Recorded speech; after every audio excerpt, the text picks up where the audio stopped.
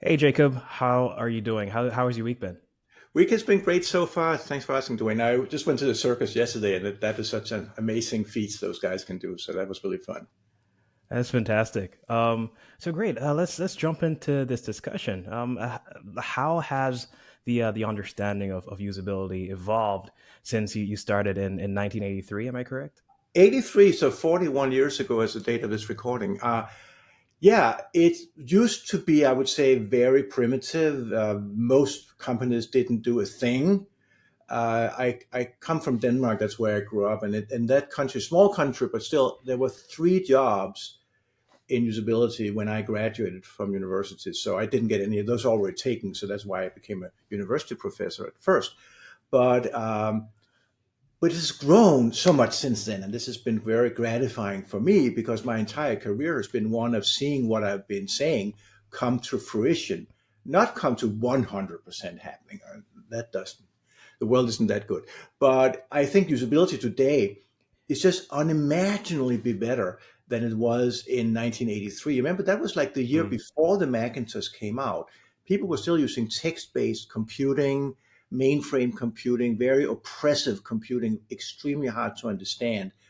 And as I said, almost no companies had any real user experience. People did any user testing, any of those type of things. That today, still some people don't do it, but a lot of companies do actually to follow this process now. Yeah, and another thing has been also like the advancements in technology, right? In what ways have the advancements in various sectors influenced the practice of UX over the years? I think it's influenced it a lot because in many ways, compute drives usability. So when the computer can do more, much of that power is diverted, some people would say diverted onto serving the human as opposed to doing the actual computation. Because you don't really need that much computing power to like add up 10 big numbers. I mean, that any computer can do in no time. But drawing it on a screen, making, a fancy bar chart or going into an artificial intelligence thing that can explain what it means to you, that requires enormous amount of computer power. And so that has kind of gradually been happening over those 4 decades. So first we started out with graphical user interfaces, which make things a lot easier because you can see on the screen and you can click on the thing you want instead of typing in obscure commands. That was a huge leap up. And then when we got the web really started in the mid 1990s, I would say. That was another really big change because that drove a lot more business need. So therefore Mm. investment. Because if you think about it, back in the days of the PC, personal computer, if you had something like Excel and it was difficult to make a pie chart, well, Bill Gates already had your money. As the famous saying goes, he can laugh all the way to the bank because you first buy the software and then second you install it and you discover it's difficult to use. Now, on the web, whoom, we swap the sequence of these two steps because on the web, first you go to the website, the homepage, you try to search, you try to find something. If you cannot find it, you're not going to buy anything there. If you can find it, well, how is the description? Are there good photos, clear descriptions? And then you go to the shopping cart. That's another complication. And only if all those steps have good usability, then you give them their money, right? So in the web, it is user experience first, pay second. And that means companies really need to invest and want to invest because they can drive up their conversion rates. And this has been empirically proven that if you improve your design, you sell much more on the web. So the web was Mm. another huge leap up in usability because of the increased business need. And then now we are seeing artificial intelligence come out, which is yet another huge leap up in what computers can do because of more computer power.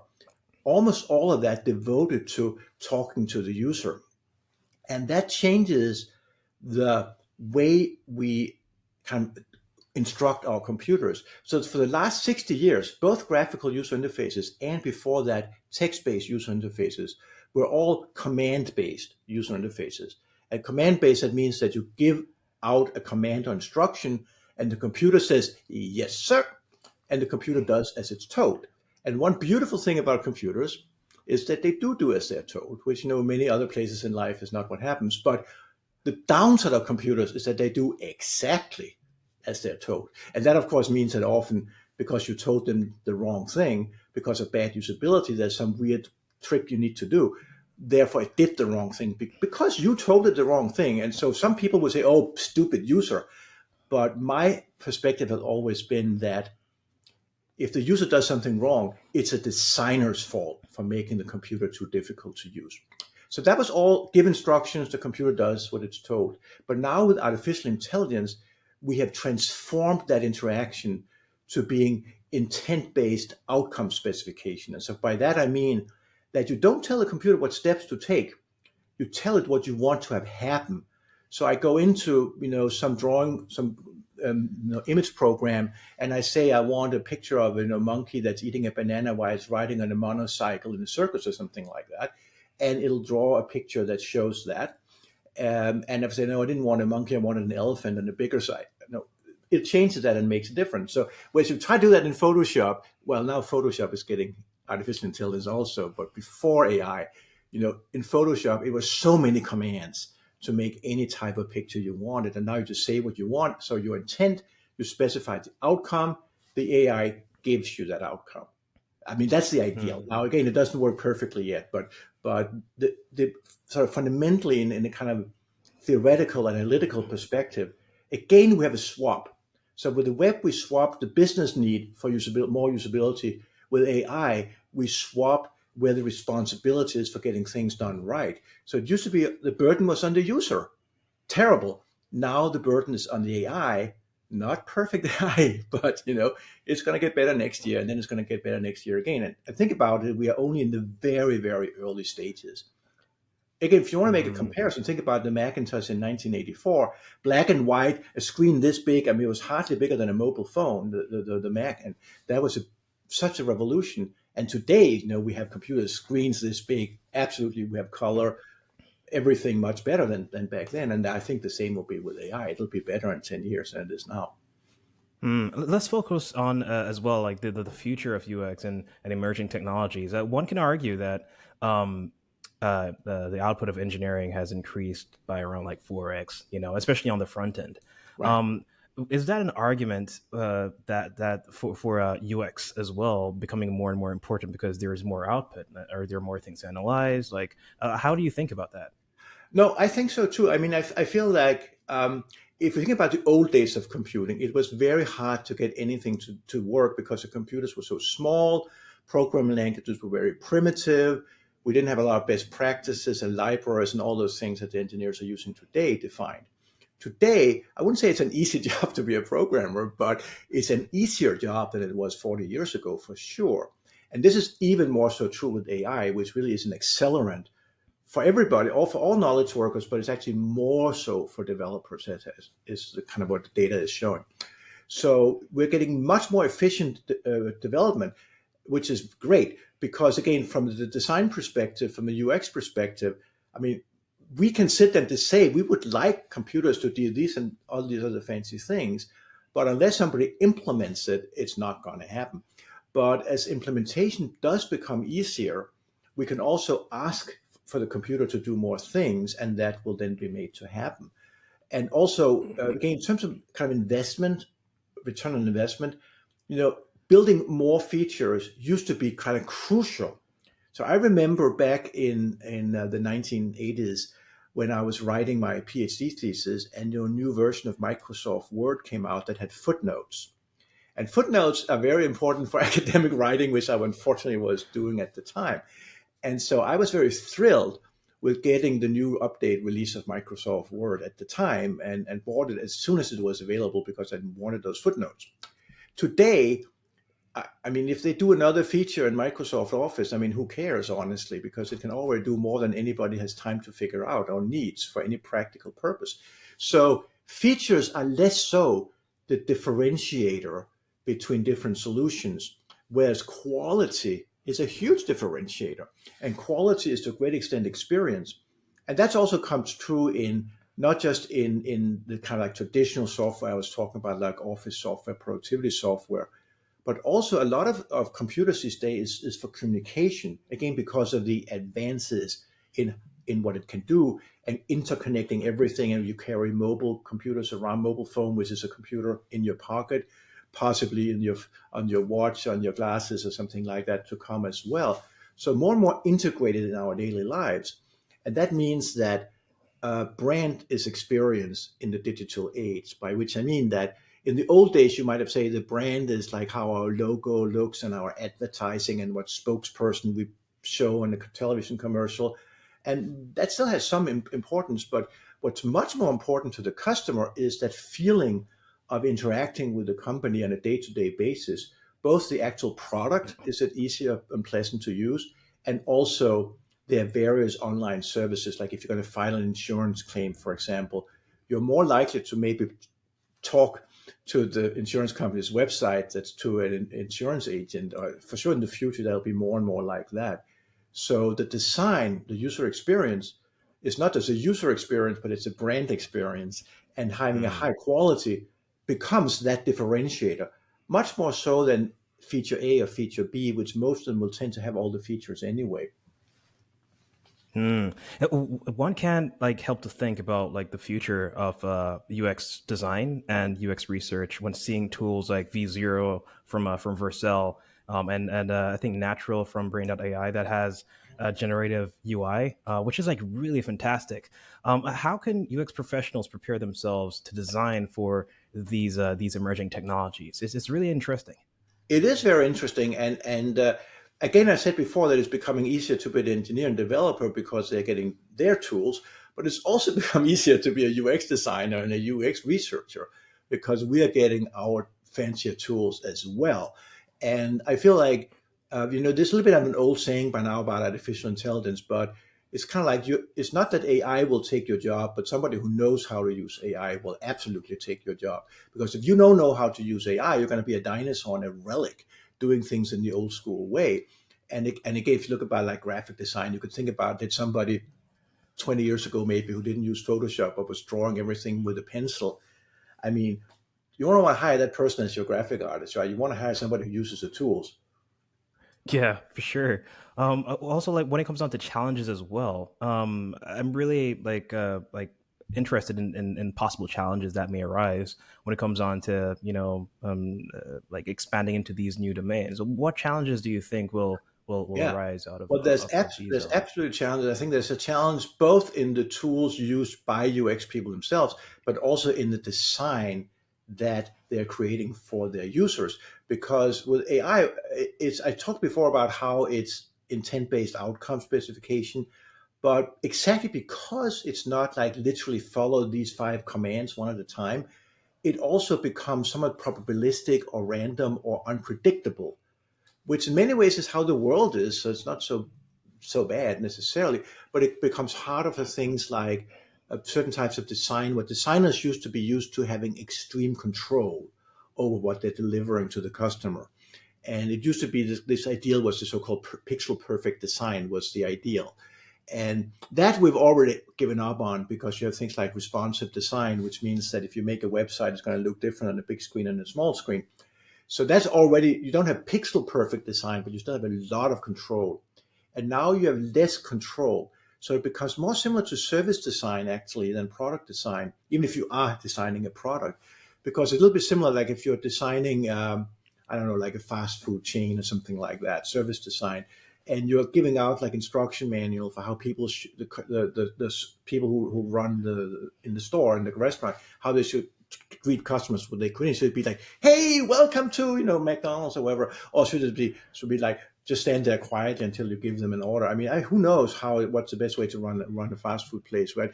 But the point is that the people who do run those places, they have a very specific design on how it should be done to give people that right brand experience. Again, if you walk into this restaurant versus that restaurant, but it's executed by people, which means that the exact way you say, "Hey, welcome," it's not going to be the same every time because it's going to be different people. And one day they're grumpy and one day they're happy because of something in their personal lives, and they cannot replicate the exact same tone of voice.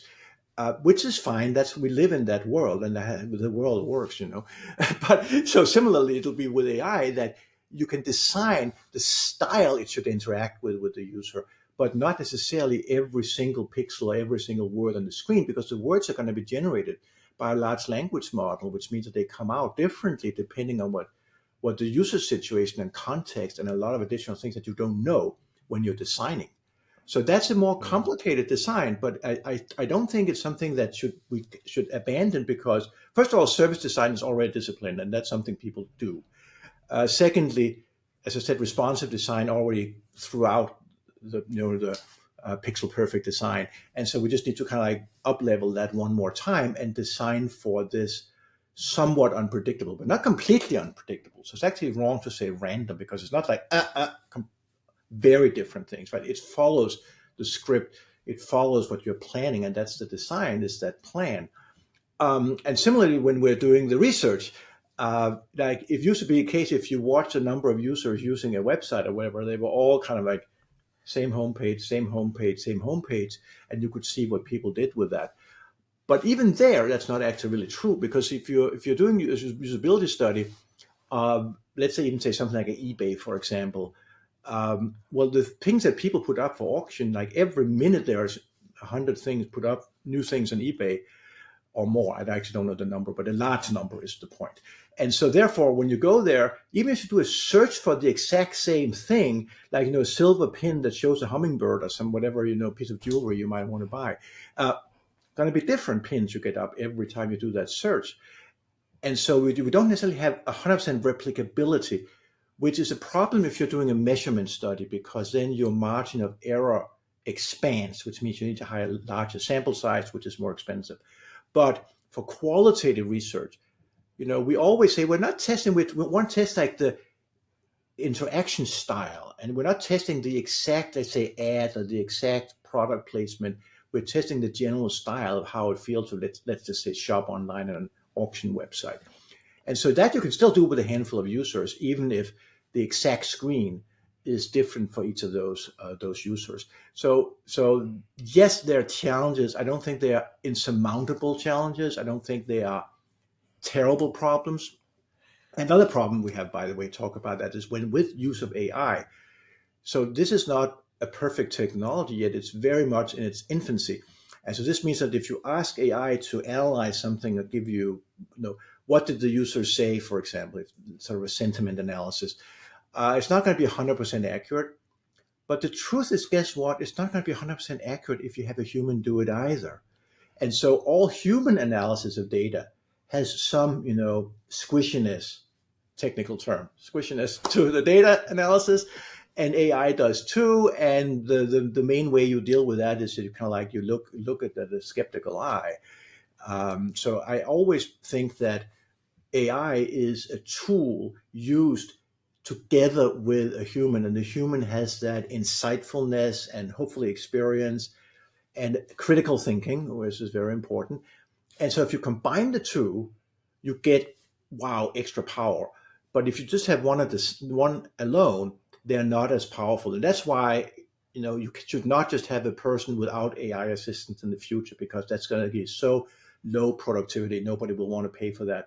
But you should also not let the AI loose on its own without human supervision, because then it can go very wild. The two together, that's the ticket. Oh wow! And also, like when it comes on to heuristics, let's switch the conversation a bit here and talk about like heuristics, the 10 usability heuristics. What are some of the for those who don't know? Well, I'm pretty sure that's like a very very like small amount of people.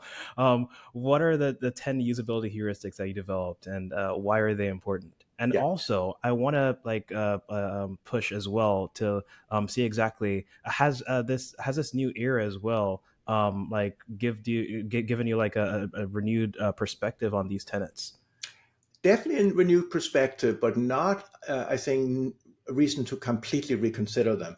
And the reason for that is that, I came up with this term heuristics, more than 30 years ago. And it's a little bit of an unfortunate word, because, what it means is rule of thumb or general rules.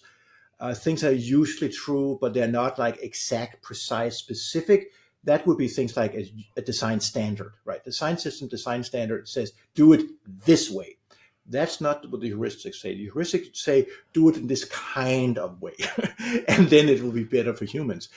And so the heuristics talk about, and there's things like, let's say, visibility of system status, which is the number one heuristic, which is I should be able to understand or know what the computer is doing. And actually, when I say visibility, that's sort of a term that relates to what they showed on the screen. And of course, if you're using a speech-only interface, you cannot do that. So you have to find other ways.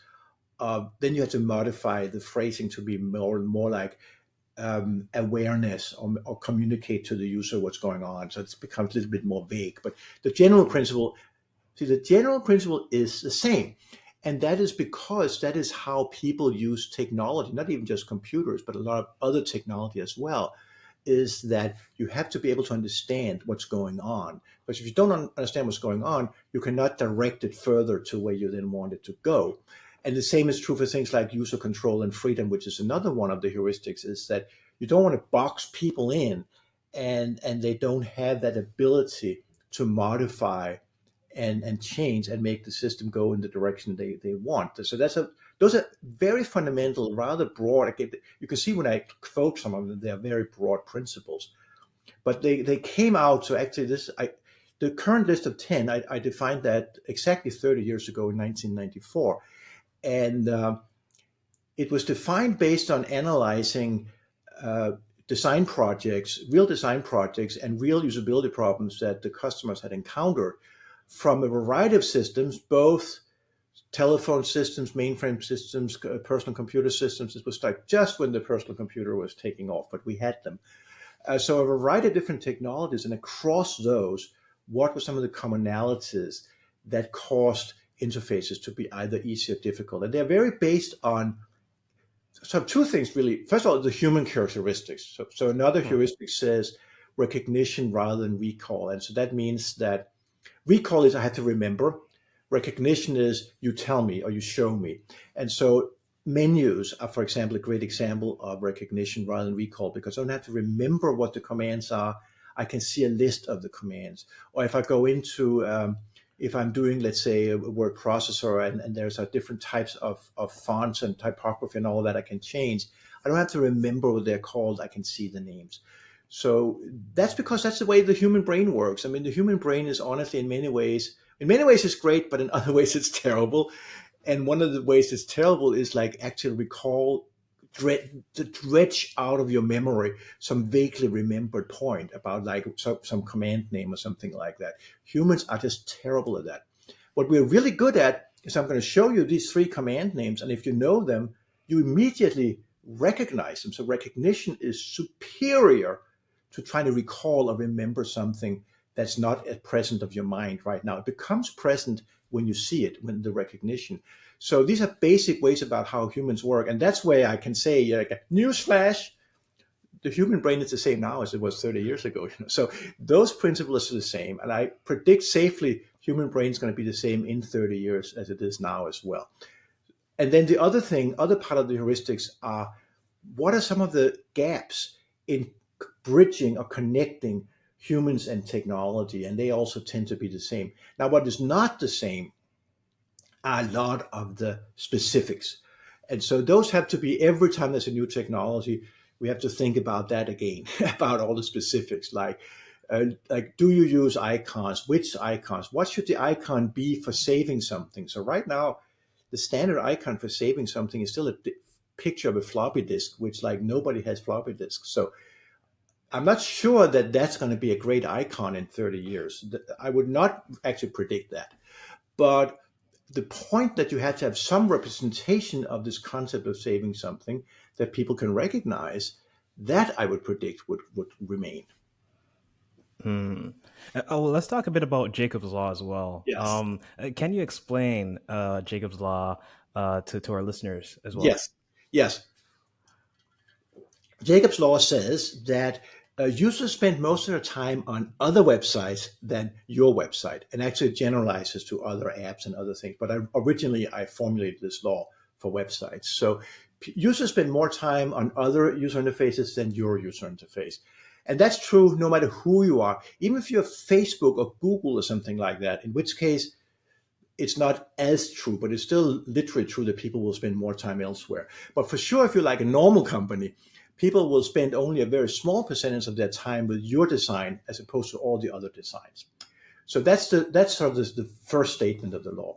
And then the conclusion of what follows from this law is that therefore people prefer that your design works in the way they've already learned from all these other designs. Because the total user experience, and total again means the combination of everything I do with all these different apps, all these different websites, all these different technologies, the totality of that, it was causes users to form their mental model or their thinking about what happens. They expect certain things to be in certain places of the screen. They expect commands to have certain types of names. They expect certain types of commands to be available, even that there's certain things I can do in certain circumstances. So all these expectations are driven by other designs, not your design. And so the following thing is a very hard thing for most designers to accept, but your design is like a speck of dust in the universe of the internet or the universe of the total user experience. And so you're a speck of dust, right? You're like an ant. You're like a tiny thing. The world is big. You are small. The world is big. And you have to fit into that. And so you cannot go out on a complete tangent and design something that is incredibly different and works opposite, particularly if it's opposite, but even if it's just different. Don't do something that's so different than what users expect, because you're going to cause them a lot of trouble. Mm. Error rates go up sky high because people are going to be using their almost like their muscle memory, sometimes literally because they're used to like clicking here. Things will go wrong. People will be frustrated. They will give up. If it's a website, they will leave. And the solution is not, let's explain it in the documentation. Come on. Second newsflash of the day, users don't read documentation. I mean, honestly, a few people do, and they tend to be some of the sort of geeky, technology-oriented people who love computers. They may actually read documentation from time to time because it's kind of required for some of the complicated things they do.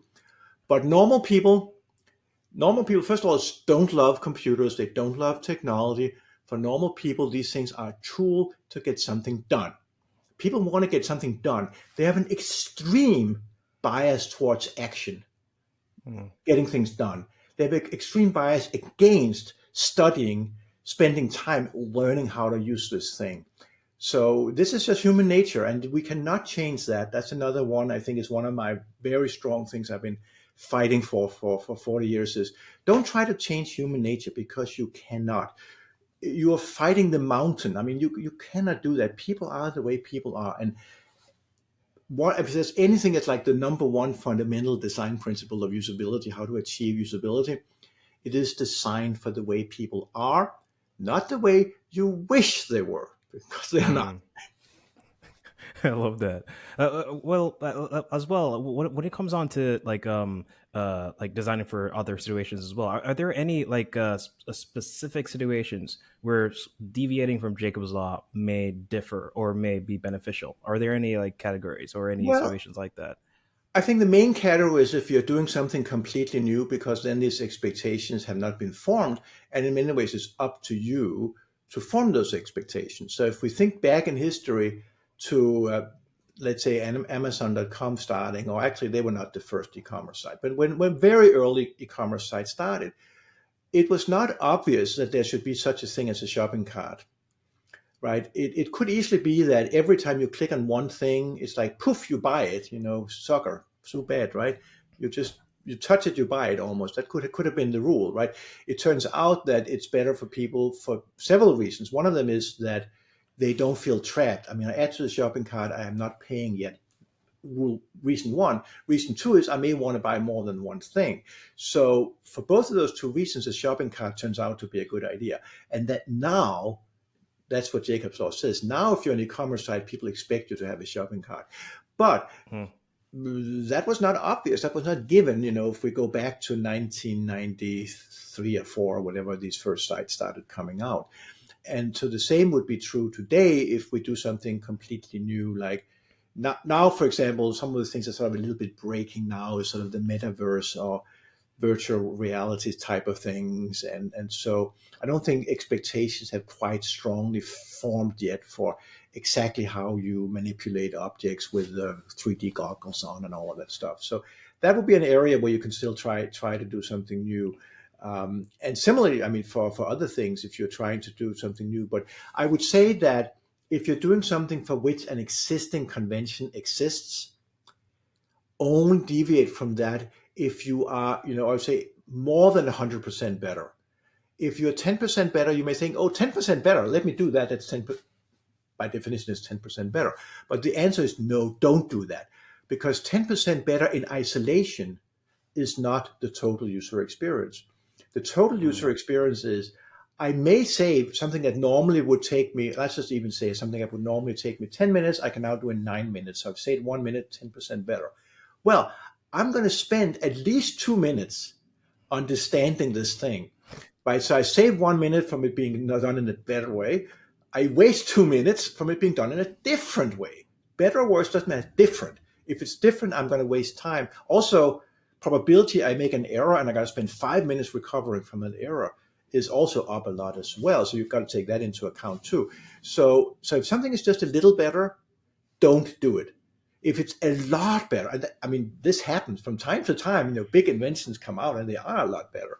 Then absolutely do it, but only when it's enormously much better. Little better means it's actually worse in the total user experience, because you never ever look at one design element in isolation. That only exists in a design meeting, not in real use. Mm. So true. In what ways can product teams leverage Jacob's law to create more intuitive experiences? Yes.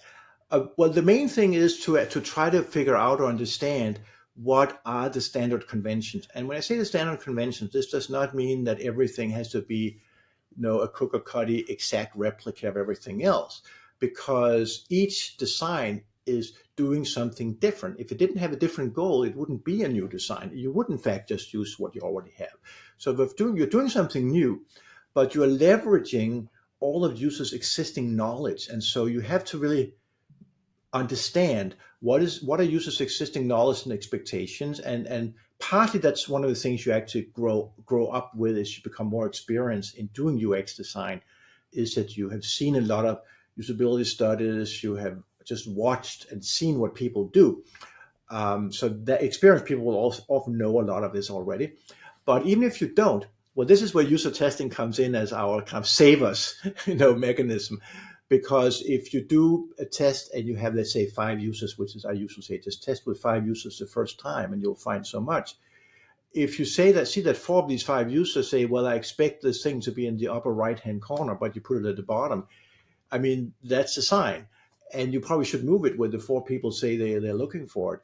And so you can get that empirical data just by testing. And if you test a deviant design and it causes a lot of trouble, that would be a sign to roll back and do it in the expected manner. On the other hand, for some other things, there may not be very strong expectations, right? And so it may be that most other sites and most other designs don't do this thing. They don't have this thing, so there are no expectations for it. Or it could be that it's something for which is a confusing situation, which is not bad for usability. But if that is the case, that people do it in 5 different ways and there's no consensus, then you also don't have that strong guideline to say follow the consensus if that doesn't exist. Hmm. What inspired you to develop the discount usability movement?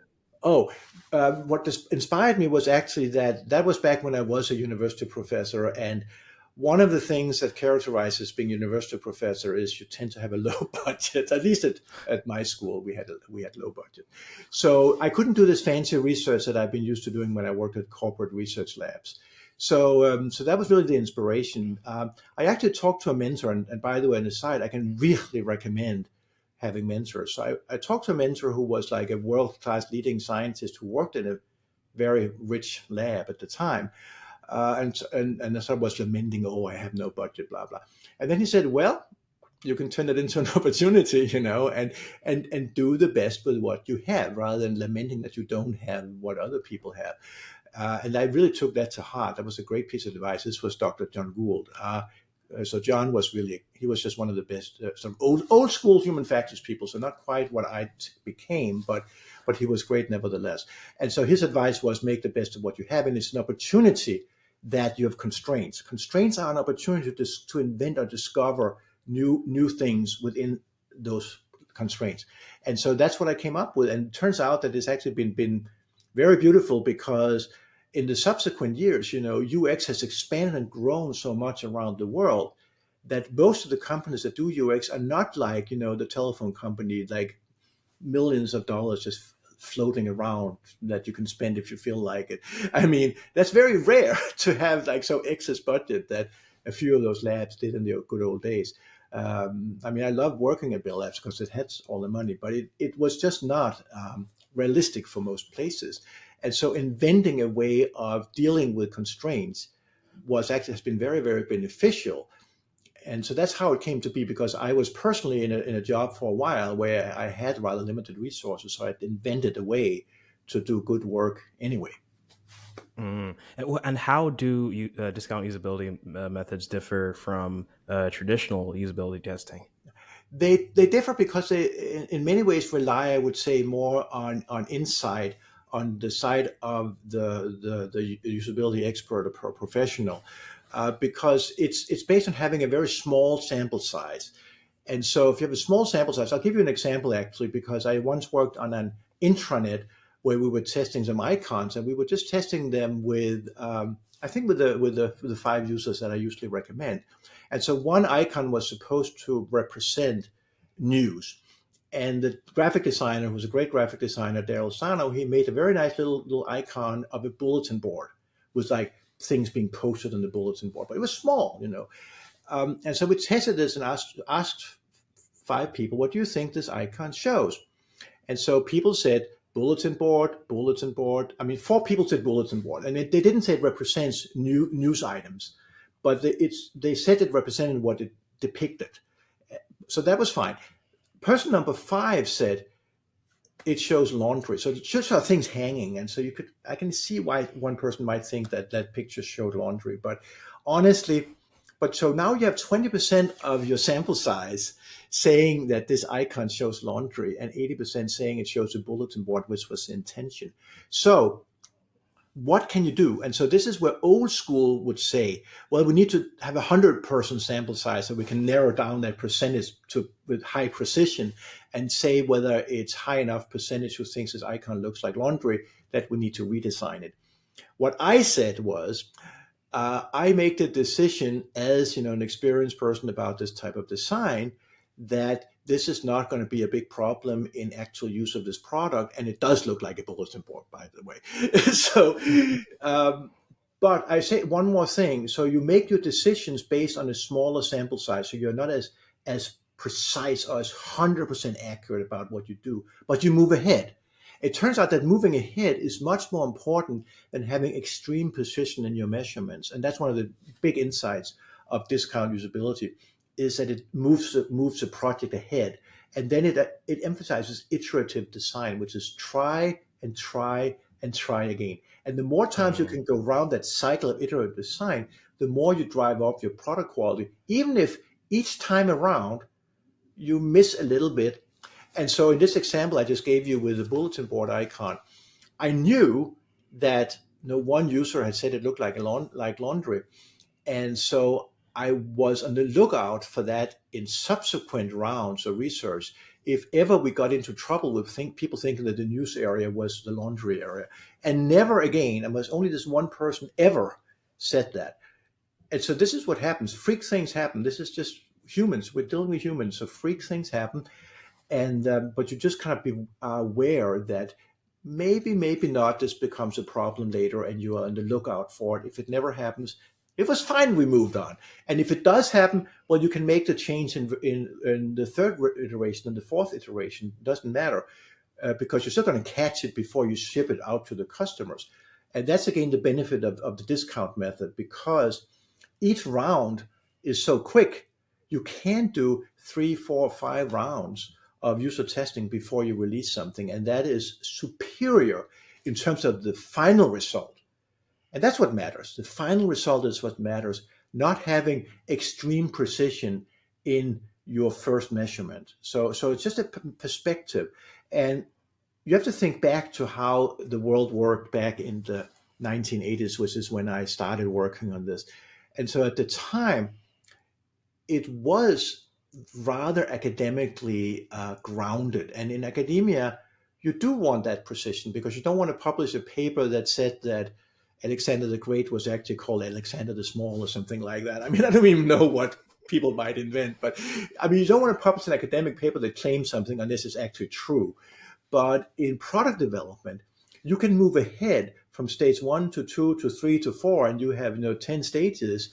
And at each stage, you're not maybe 100% sure that every single last thing you do is correct, but you're relatively sure. You're moving in the okay. Another way of putting it, you're moving in the correct direction. So Mm, directionality is super important. Extreme precision is not important. It is for mm. academic papers, but that's just not what we're doing. Yes, and one of the other things that I'd love to bring up as well is, focusing on a culture of experimentation. Because pretty much iteration leads to deeper experimentation, and one of the problems that companies kind of face today, especially when starting out, and sometimes like when they're in their earlier stages, is balancing, like the focus on experimentation while focusing on usability. How can UX professionals encourage a culture of usability while maintaining a focus on usability? Well, I mean, I think that experimentation is invaluable because that's again trying out different approaches. So I mentioned before that having the correct directionality is important, but how do you really know that this is the correct direction? So one of the ways you know if you tried these other directions as well.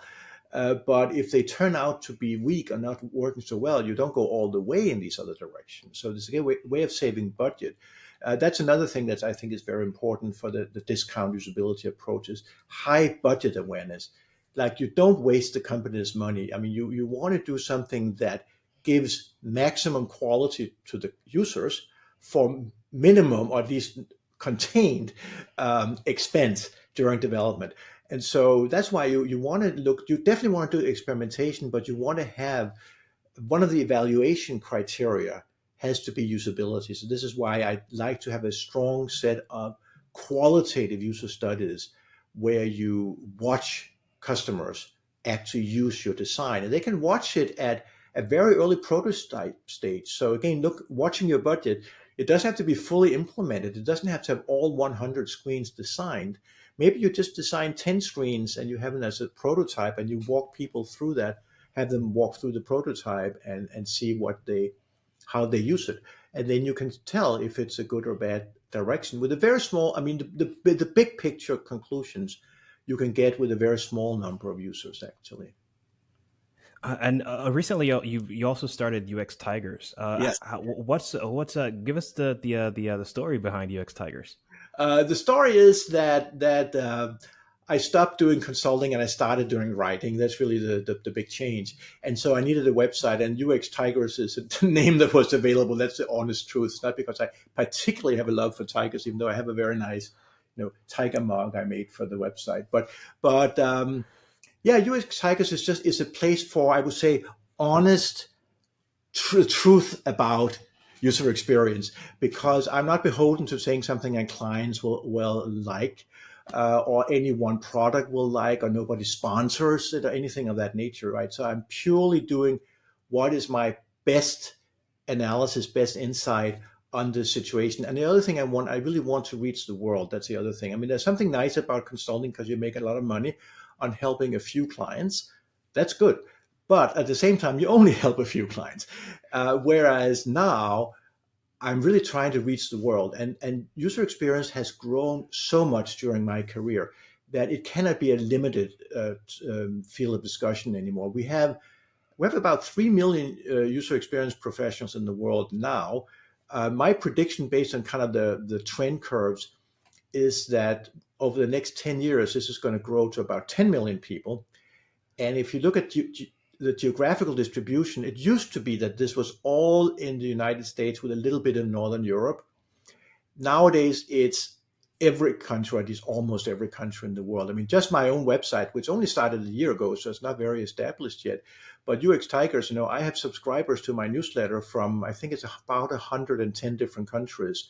So it's really worldwide. And that's another thing I'm really trying to push, is that broader international understanding of what it takes to serve customers. And very, of course, culturally very different customers in different places, but they're all humans, and so some of the basics remain the same no matter where they are, right? I mean, again, I mentioned before the point about the bad human memory. It's the same bad human memory, no matter where you go. All people are the same in many of those more fundamental things. What advice would you give to someone just starting out in the field of UX, especially in this time? Yeah, I think that well, the first general advice is that you can learn a lot from just looking, and I think it's not me who came up with that. It's like was it Joe Berry or somebody, but you can see a lot just by just looking. So I would say that watch users, observe users, see user behaviors, because that's the fundamental skill we have and we should cultivate is knowing how people behave in real life, real people in real life. So that's the number one thing. The number two thing is that just because we are in kind of a setback period, I would say, in terms of employment and jobs, and there have been some major layoff rounds over the last little bit more than a year, maybe, that will cause people to be a little bit, I wouldn't say depressed, maybe too hard a word, but it doesn't feel good. Let's certainly put it that way. Particularly any students who are graduating, now, it's just not a good job market to graduate into. But that said, it's like don't despair. That would be my advice for them. Don't despair because it's really a growth field. And your career is going to be 40 years or more, maybe, if you work until you're really old, which I think, I mean, health is happily is improving. So that probably will happen. So 40 years anyway, let's just take that as kind of a time frame. It doesn't really matter the first year. It matters right now because it is the year you're living through. But in the bigger perspective, it matters less. So in those 40 years, there will be such a growth in UX. There will be such a growth in the number of things that computers and therefore computer design is doing for humanity. We're only starting on that, really. Even though we've had computers now for many years, they're still very primitive. They're still only used for a relatively small number of things. They're still so clunky to use that they're not used to their full potential. So all of those things are things that the young or the new UX person will grapple with and will solve over the next 40 years. They probably will still not solve it completely. That's like my honest prediction. I think 40 years from now, some other people, may be doing a broadcast and they will complain about this or that design that's not perfect. I mean, I don't think design will ever be perfect. Sometimes I think that the perfect design for at least for office or job oriented computer is like a big red button that says do my job for today, click, and then you go home. But that will just never happen. So we'll never have the perfect design where there's no human effort and everything happy. That's just not feasible. So there's always going to be ways in which we can make it better, even better, even better. That will always be there. And there's a lot of potential because we are honestly, I don't know if we're even 20% there towards the type of quality that computers and user interfaces will probably have in 40 years. So somebody who's starting now, I mean, so somebody like me, I did my 40 years of duty, and I and other colleagues, where we improved computers from being at very close to zero usability to being up at the point it is now, which I would say is maybe 20% of where it will be. The next 40 years may get a lot of that remaining 80%. So in terms of like actual improvement in human happiness or human satisfaction and human ability to control computers, I mean, I've always been one of my big drivers has been I don't want computers and technology to be oppressive and oppress humans. I want humans in control and have a pleasant and happy feeling about it, about the technology. And it should be an empowering tool, and it should give us lots of happy new things we couldn't do before. But it needs to be, designed for humans. And if I'm going to do like a rough estimate, I think we're about 20% towards that dream, and so there's a lot more to be gained. And that's the job of the next people to come around, because people like me, we kind of like set the stage, and honestly, it was terrible. I mean, the old days, it was struggle, struggle, struggle, because nobody believed in us. They thought computers, that's the way computers are.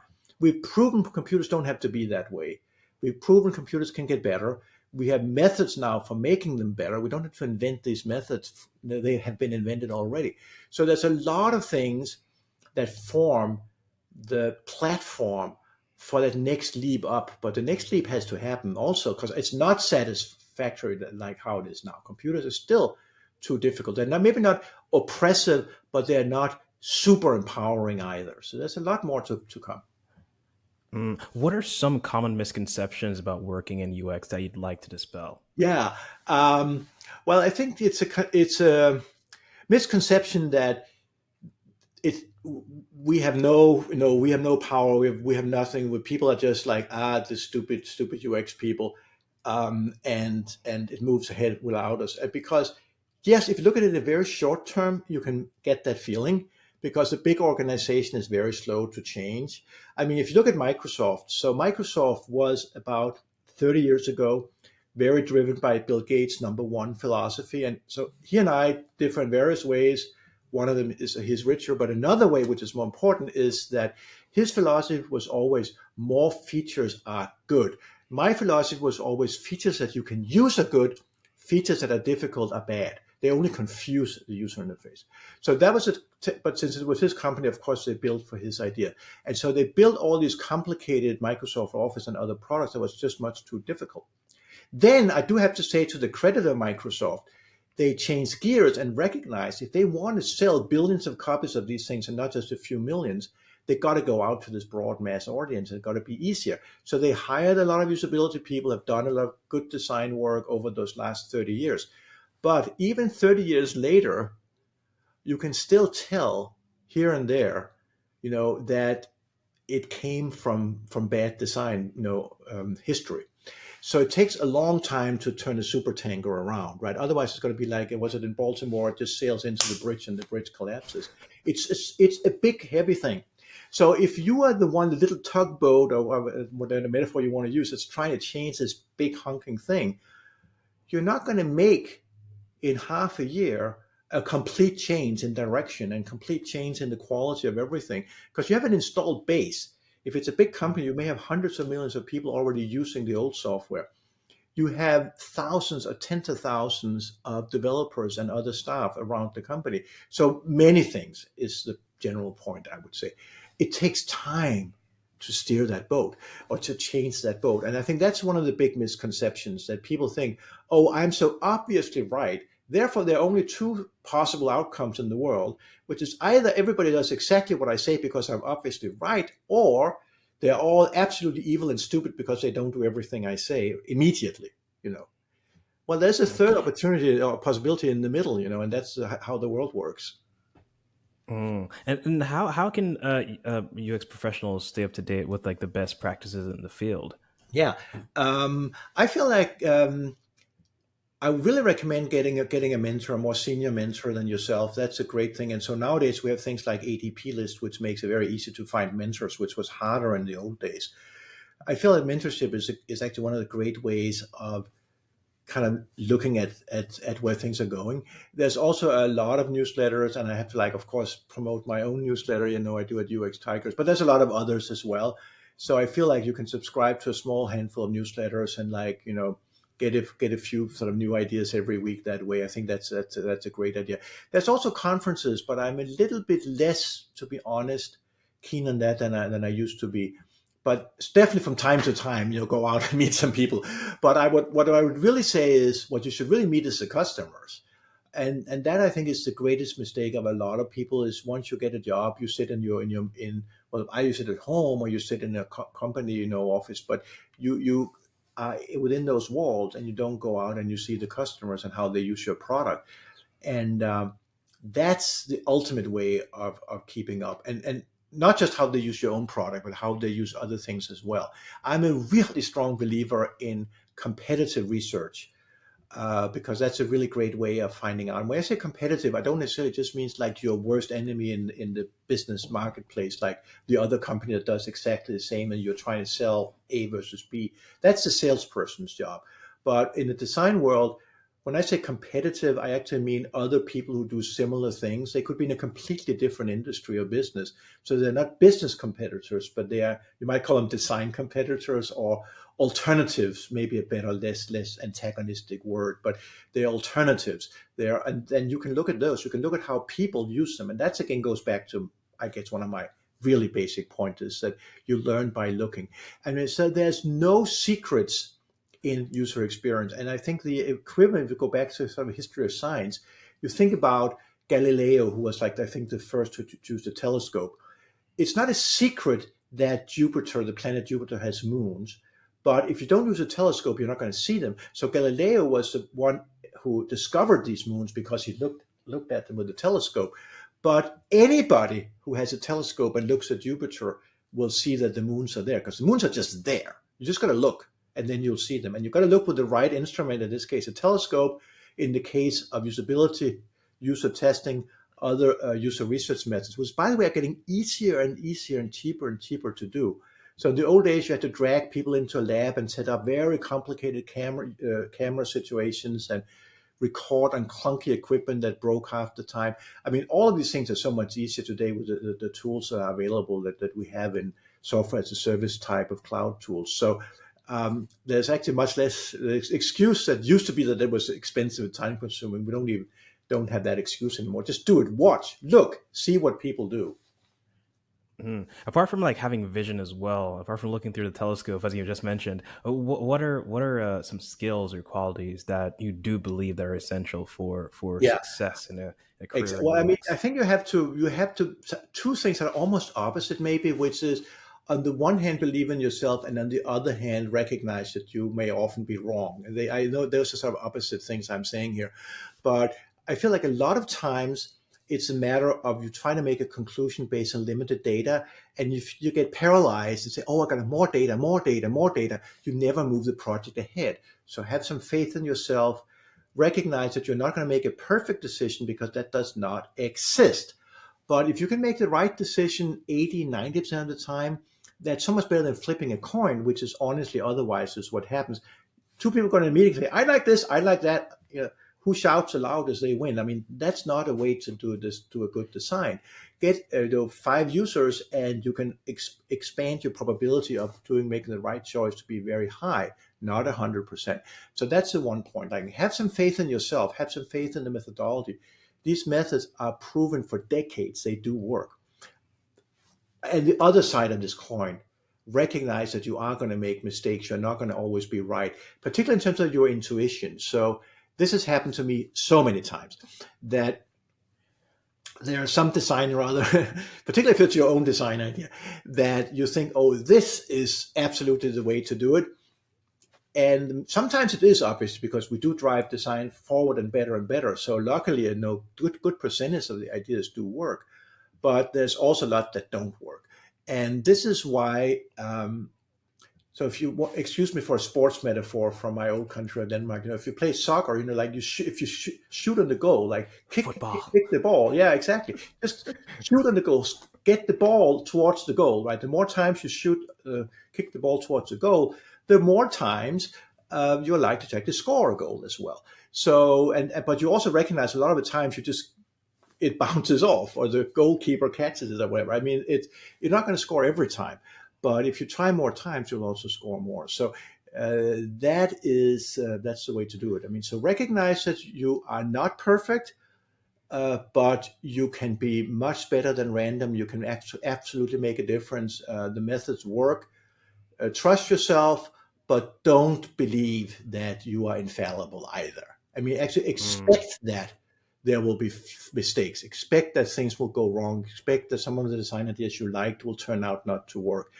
And another one of sort of the things I like to tell people is that if you have some new design and you test it with users, if you do not discover some things that did not work, that does not prove you had a perfect design. It proves you ran the study wrong, because there's always something that you discover that you can do better. I mean, the perfect design does not exist. You can always make it better. And so go and do those studies and discover that. Jacob, I love this conversation. But before we go, I have one last question, which I ask everyone who comes on the show. And the question is, what's one weakness that you've turned into your strength? Oh, a weakness. That's an interesting question. Um, I mean, I think actually I do have that weakness of being a nerd, actually being very detail focused. and that's not what you're really supposed to be. You're supposed to have like, oh, here's like the big vision. But I think in user interfaces, being obsessed with details is actually how you drive the high level quality as well. So I feel like attention to detail, you just have to take care it doesn't distract you too much, right? The so-called rabbit hole is a bad place to go. But attention to detail, or overexcitability is sometimes called, like you get very annoyed, disproportionately annoyed about a small thing. That's why it's a weakness. But I cannot let a small flaw go. I obsess over it. So that is a weakness, but it's also something that becomes a strength of really driving towards quality. And quality in the end, quality wins. Yes, I love that. Jacob, thank you so much for your time today. I'm sure our audience is going to love this episode.